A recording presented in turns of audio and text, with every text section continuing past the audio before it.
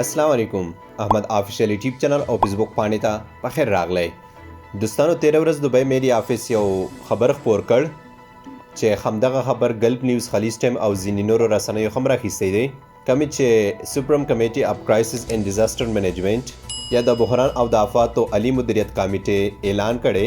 چې کم کسان دوبۍ ایرپورټ باندې راځي نو دوی ته اپروول ضروری دی نننۍ ویډیو په همدې باره کې درته وړاندې کوم ترڅو زه تاسو ته دې باره کې مکمل معلومات درکړم دوستانو هیله مې دا ده چې دا ویډیو تر پایه پورې ګورئ ولې که چیرې هم تاسو په سر کې ځینې خبرې واورئ او مکمله ویډیو ونه ګورئ نو شاید تاسو غلط معلومات واخلئ نو همدې لپاره تاسو ویډیو تر پایه پورې ګورئ نور که چیرې تاسو احمد آفیشیل یوټیوب چینل ته نه وئ دا د زنو سره ضرور سبسکرایب کړئ او که احمد آفیشیل فیسبوک پاڼې ته نه وئ نو دا ضرور در سره لایک کړئ ښه دوستانو د سکرین باندې چې تاسو ته ښکاري دا دوبۍ میډیا آفیس ټویټر پاڼه ده کمی چې د دوبۍ سپریم کمیټي اف کرایسس اینڈ ډیزاستر منیجمنټ لکول لیکلي د کې څلور ماده ورکړي خو ټولو کې مهم هم دا اوله ماده ده کم چې پکې لیکل شوی ریزیډنس مطلب ها کسان کم چې د اماراتو اقامه یا پخې ویزې دي دوی باندې لازمه ده چې انټری پرمټي اپروول لپاره د جی ډي ار اف دوبۍ ویب سایټ کې خپل ځانونه رجسټر کړي دویمه ماده کې لیکلي چې پی سی آر ټیسټ مطلب ها د کرونا ټیسټ منفي سرټیفیکیټ باید د بورډینګ په وخت کې ورته وښایي او کله چې ایرپورټ ته رارسېږي بیا هم ورته وښایي دریمه ماده کې لیکلي چې کم خلک راواپس کیږي دوی باید لازمي کووډ 19 د ایکس بي سمارټ اپ ډاونلوډ کړي او په څلورمه ماده کې لیکلي چې اوس 14 ورځې کرنټین ضروري نه دی که چیرې هم تاسو مونږ ته منفي سرټیفیکیټ په ایرپورټ کې وښایي نو نه پوهېږم دی کومه عجیبه شانتې ماده لیکلي خو را به شو ګلف نیوز ته دی کې هم دوی همدغه ټویټ راخیستی او عنوان یې ورکړی دی چې د اپروول ضرورت دی د هغو کسانو لپاره کم چې دوبۍ ته بیرته راځي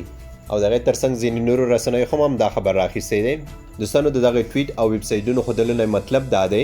که چیرې هم تاسو دا خبر لیدلی وي او یا کوم چا سکرین شاټ درته لیږلی وي نو چې نن کم د کابل څخه دوبۍ ته پروازونه شوي دي هغه ما واړه تعقیب کړي دي زه د خپلو واړو مسافرو ورونو څخه ډیره مننه کوم چې دوی ماته وار په وخت خپل معلومات را رسوي کله چې د دوی څخه ما پوښتنه کړې ده نو دوی ماته په وخت معلومات راکړي دي نو د نن خبره ده نن په سلګونو کسان د کابل څخه دوبۍ ته لاړل نه د دوی نه چا د اپروول پوښتنه کړې ده او په دې کې خو اکثر هم داسې کسانو کم چا چې ویزې ختم وي او ځینو باندې 6 میاشتې وخت نه زیات وخت تیر شوی و کومو کسانو سره چې تشویش پیدا شوی دی چې دوبۍ ایرپورټ کې هم اپروول غواړي نو تر ننه پورې خو د کابل مسافرو څخه په دوبۍ کې کوم اپروول پوښتنه نه ده شوي که د نه پس چیرې دوبۍ ایرپورټ اپروول غوښتل شروع کړل نو تاسو احمد آفیشیل یوټیوب چینل او فیسبوک پاڼه ته کې وئ انشاءالله چې زه مو د دې له لارې خبره وم دلته یو بلې خبرې یادونه کوم تېرو څو ورځو کې چې ایر عربیا کوم پروازونه شارجې ابوظبي ته وو هغه چې ما سره کوم معلومات د اپروول غوښتنو له وجې کینسل شوي دي او شاید راتلونکي ځینې پروازونه هم کینسل وي نو کم چا چې ایر عربیا ټیکټونه اخیستي دي نو دوی د ایجنسیو سره ځانونه ضرور خبروي او د خپل ټیکټ په اړه دې معلومات ترې کوي ترڅو دوی ته په وخت پته ولګېږي چې زمونږ پرواز کینسل دی او که شته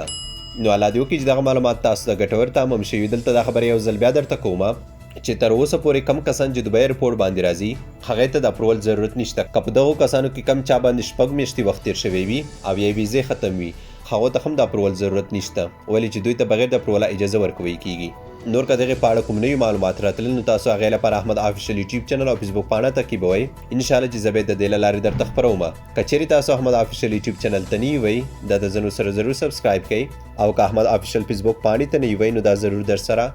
لایک کړئ بله دا چې تاسو دا ویډیو خپلو واړو ملګرو سره شریکه کړئ ترڅو ستاسو په ذریعه دوی ته دغه معلومات ورسیږي نور مو په الله سپارم د الله په امان